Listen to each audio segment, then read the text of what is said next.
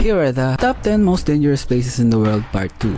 Watch until the end because the last one might surprise you. At number 5, the Skeleton Coast, Namibia. Kilala ang baybayin na ito dahil sa mga shipwrecks at mga mistulang desert nito. Ang malakas na alon at hamog ay nakakapagdulot ng disgrasya sa mga barko at mahirap makaligtas dahil sa tagtuyot at kakulungan ng pagkain. Next on the list, Oymyakon, Russia. Ang lugar na ito ay tinatawag na the coldest village on earth. Ang mga kotse ay kailangan naka-on kahit hindi ginagamit para hindi magyelo ang makina. At ang pagkain dito ay halos puro frozen or dried fish. At number 3, the Bermuda Triangle. Ang Bermuda Triangle ay sakop ang karagatan sa pagitan ng Miami, Bermuda at Puerto Rico. Dito maraming nawala, mga eroplano at barko, at hanggang ngayon walang malinaw na paliwanag kung bakit. Next on the list we have North Sentinel Island, India. Ang North Sentinel Island ay tirahan ng Sentinelese, isang tribo na walang connection sa modernong mundo.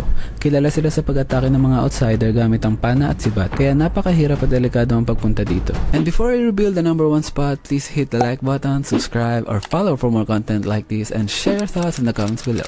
Let's go back to the video. And at our number 1 spot, Lake Natron, Tanzania. Ang kakaibang Lake Natron ay parang mula sa horror movie. Ang alkaline ng tubig nito ay may mataas na pH level na kayang sunugin ng balat o mata. Ang mga hayop na napunta sa lawa ay literal na nagiging parang statwa.